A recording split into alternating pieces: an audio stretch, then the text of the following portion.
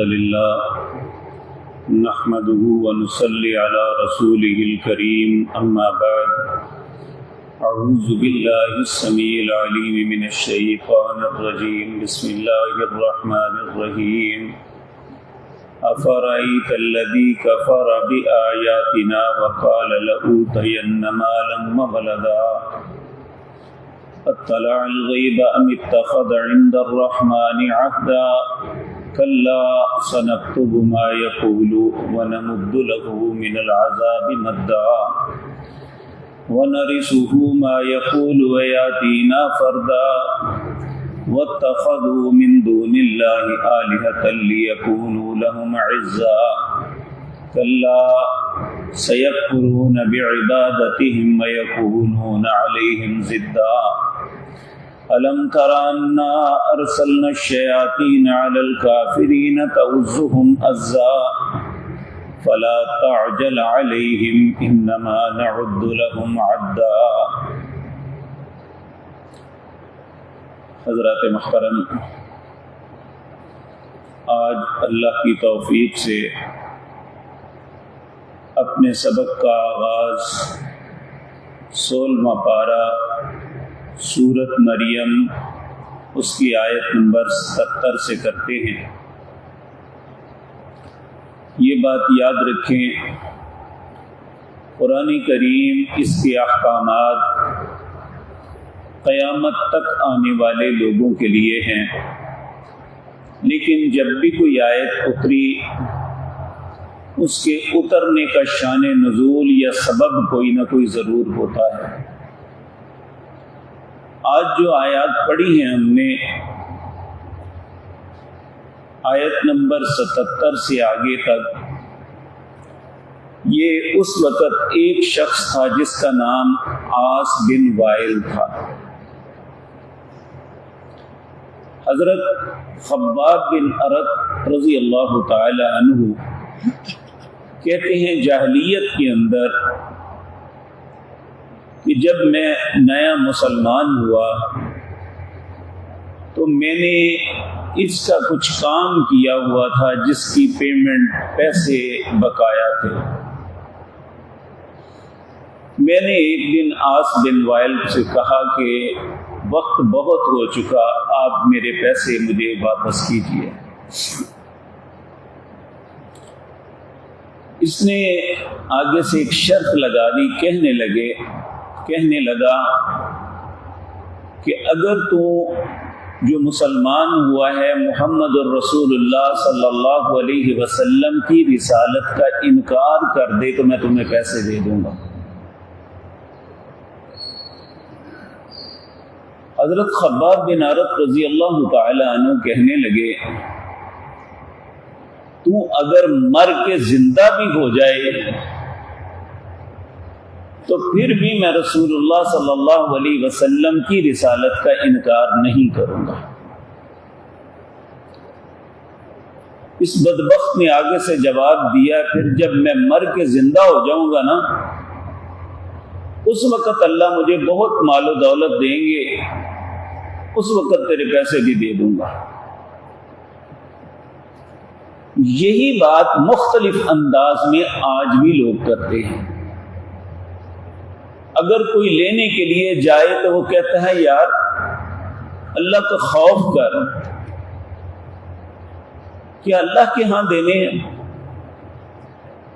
تو آگے سے بڑی بے شرمی سے کہتے ہیں ہاں تجھے موقع ملا تو تم بھی وہاں لے لینا۔ یہ ہر اس بد نصیب کے لیے ہے جس کے ذہن میں قیامت کا تصور ہی نہیں، کہ بڑی بے شرمی سے لوگوں کو کہتے ہیں بھئی جاؤ قیامت کو تم ہی میرے سینے سے بہ جائیں گے، قیامت کے دن لے لینا، میرے پاس اب کوئی نہیں ہے۔ تو اللہ رب العزت فرماتے ہیں افرأیت الذی کفر بآیاتنا، کیا دیکھا تو نے اس شخص کو جو ہماری آیات کا کفر کر رہا ہے؟ وقال لأوتین مالا وولدا، اور کہتا ہے جب مجھے مال اور اولاد یعنی قیامت کے دن ملے گی تو پھر لے لینا تم مجھ سے۔ اطلع الغیب، کیا اس نے غیب میں جان کے دیکھ لیا ہے کہ اسے اولاد ملے گی وہاں اور مال ملے گا؟ ام اتخذ عند الرحمن عہدا، یا رحمان رب نے اس کے ساتھ کوئی عہد کیا ہوا ہے کہ تمہیں جو آج سب کچھ ملا ہے تو کل پھر دوں گا؟ کلا، ہرگز نہیں۔ سنکتب ما یقول ونمد له من العذاب مدا، جو یہ بات کہہ رہا ہے ہم نے لکھ لی ہے۔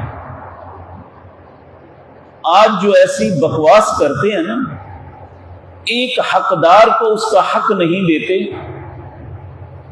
اس بیچارے کا مال مار کے بیٹھ جاتے ہیں اور کہتے ہیں کل دے دوں گا۔ اللہ کہتے ہیں سنکتب ما یقول، میں نے لکھ لیا ہے جو اس نے کہا ہے۔ وَنَمُدُّ لَهُ مِنَ الْعَذَابِ مَدًّا، میں اس کے لیے بہت عذاب بڑھاتا ہی رہوں گا۔ اللہ اکبر۔ آپ اندازہ فرمائیں، ہم تو اتنے کمزور ہیں، ایک دیا سلائی جلا کے جو چند سیکنڈ جلتی ہے اس کی آگ کو برداشت نہیں کر سکتے۔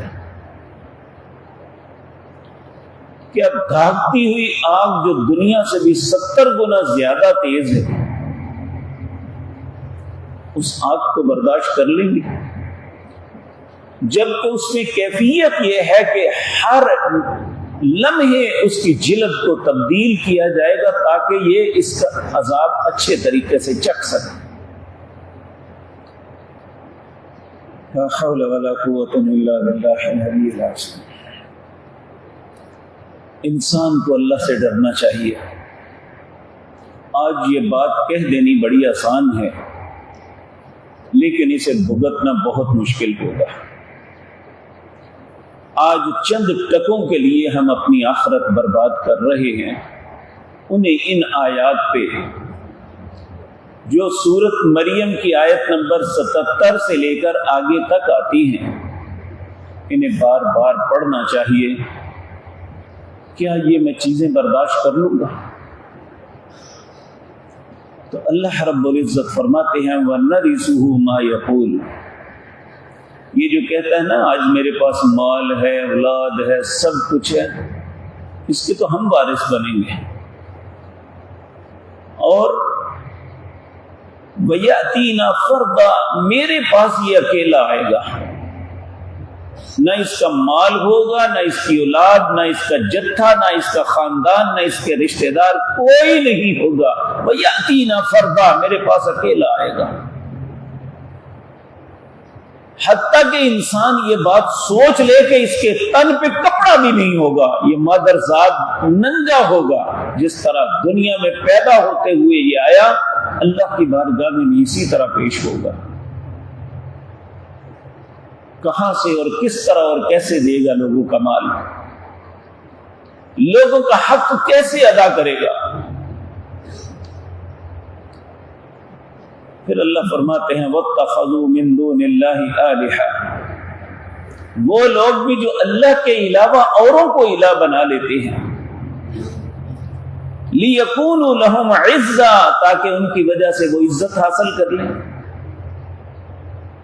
کلا، ہرگز نہیں، اللہ کو چھوڑ کے اوروں کو پکارنے سے عزت نہیں ملے گی۔ سَيَكْفُرُونَ بِعِبَادَتِهِمْ وَيَكُونُونَ عَلَيْهِمْ ضِدًّا، ان قریب وہ وقت آئے گا جب یہ جن کی عبادت کرتے ہیں وہ عبادت سے انکار کر دیں گے۔ ہم نے کب کہا تھا ہماری قبروں پہ آنا، سجدے کرنا، چڑھاوے چڑھانا، چادریں بچھانا، کس نے کہا تھا تمہیں؟ وَيَكُونُونَ عَلَيْهِمْ ضِدًّا، اور وہ ان کے مخالف ہو جائیں گے۔ أَلَمْ تَرَ أَنَّا أَرْسَلْنَا الشَّيَاطِينَ عَلَى الْكَافِرِينَ، کیا نہیں دیکھتا تو ہم نے چھوڑا ہوا ہے شیطانوں کو کافروں پر، تَعُزُّهُمْ عَزًّا، تاکہ ایسی خباستوں پہ وہ انہیں انگیخت کریں۔ شیطان ہمیشہ ایسے لوگوں کو اور انگیخت کرتا ہے، سرکش بناتا ہے، تو کیا تیرا کیا بگڑ جائے گا؟ کون بگاڑ سکتا ہے تیرا کچھ؟ تو اللہ رب العزت جواب میں فرماتے ہیں فَلَا تَعْجَلْ عَلَيْهِمْ، اے میرے پاک پیغمبر انہیں دیکھ کے جلد بازی نہ کر۔ اور یہ دنیا سارے کے ان مظلوموں کو اللہ رب العزت کہہ رہی ہیں جن کا حق مارا جا رہا ہے، جن پہ ظلم کیا جا رہا ہے، جن کے ساتھ زیادتیاں ہوتی ہیں۔ اللہ کہتے ہیں فَلَا تَعْجَلْ عَلَيْهِمْ، ان پہ جلدی نہ کرو، انما نعد لهم عدا، ہم ایک ایک دن شمار کر رہے ہیں کہ کب یہ ہمارے پاس آئے اور ہم بدلہ لے کے دیں گے۔ کس طرح بدلہ ہوگا؟ ایک دن نبی کریم صلی اللہ علیہ وسلم نے صحابہ سے پوچھا مل مفلس، بتاؤ مفلس کسے کہتے ہیں؟ یعنی اس کا ترجمہ آپ سمجھیں فقیر کون ہے؟ لوگوں نے کہا جس کے پاس پیسہ دے لینا ہو۔ آپ نے فرمایا نہیں، میری امت کا مفلس وہ شخص ہے جس کے پاس نمازیں بھی ہیں، روزے بھی ہیں، خرچ کیا ہوا مال بھی ہے، حج اور عمرے بھی ہیں۔ قیامت کے دن بڑا خوش آئے گا کہ آج اپنے اعمال کا بدلہ اللہ سے لے گا۔ اللہ کی بارگاہ میں پہنچنے سے پہلے ہی درمیان میں اسے وہ مظلوم کو گھیر لیں گے جن کے ساتھ اس نے زیادتیاں کی ہیں، اور وہ اس سے اپنا حق مانگیں گے۔ فرشتے اللہ سے التجا کریں گے مالک یہ تیرا بندہ، اس کے گرد بہت جمع غفیر ہے جو اپنا حق مانگ رہی ہیں۔ اللہ کہیں بالکل آج انصاف ہوگا، اس کی نیکیاں انہیں دے دو۔ اس نے جو پوری زندگی محنت کی ہوگی، تہجدیں پڑھی ہوں گی، نمازیں پڑھی ہوں گی، نوافل ادا کیے ہوں گے، اور اسی طرح دوسرے نیک اعمال کیے ہوں گے، تقسیم ہونے شروع ہو جائیں گے کہ کوئی کہے گا اس نے مجھے گالی نکالی، کوئی کہے گا اس نے مجھے مارا، کوئی کہے گا اس نے میرا حق رکھا، میری زمین کو قبضہ کر لیا، مجھ سے ادھار مال لیا، پیسے واپس نہیں کیے۔ اولادیں اپنے والدین کے متعلق کہیں گی، اپنے عزیز و اقارب کے متعلق کہ وراثت میں ہمارے حقوق بنتے تھے نہیں دیے گئے۔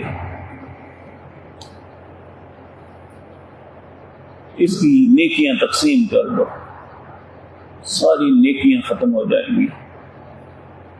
پھر وہ اللہ سے التجا کریں گے مالک نیکیاں تو ختم ہو گئی لیکن حقدار ابھی بھی باقی ہے۔ اللہ فرمائیں گے اب ان کے گناہ اس کے سر پہ لاد کے انہیں جنت میں لے دو، اسے جہنم کا ایندھن بنا۔ کہا یہ ہے میری امت کا مفلس۔ تو ان آیات میں ہمیں بہت بڑی بات پہ خبردار کیا جا رہا ہے کہ آج اپنی طاقت کے گھمنڈ کے اندر یا کوئی شخص ہمارے ہاتھ میں پھنس چکا ہے، اس غرور اور تکبر کے اندر ایسا کریں گے تو انجام بہت برا ہے۔ اللہ سے دعا ہے اللہ ایسی خباثتوں سے ہم مسلمانوں کو محفوظ رکھے، کیونکہ ساری زندگی انسان فجر کے لیے اٹھ کے آتا ہے، بڑی مشقت کا وقت ہے کہ نیند کو چھوڑ کے اللہ کے در میں آ جانا، ظہر اور عصر کی تاکیدن ادائیگی کرتا ہے، مغرب اور عشاء پڑھتا ہے، ہر دن 5 مرتبہ بھاگ کے اللہ کے گھر میں آتا ہے، لیکن لینے دینے ٹھیک نہیں ہے تو ان نمازوں کا کوئی فائدہ نہیں، یہ سب الٹی پڑ جائیں گی۔ اللہ یہ باتیں مجھے اور آپ کو سمجھنے اور ان خباثتوں سے بچنے کی توفیق عطا فرمائے۔ اقول قولی ھذا واستغفر اللہ۔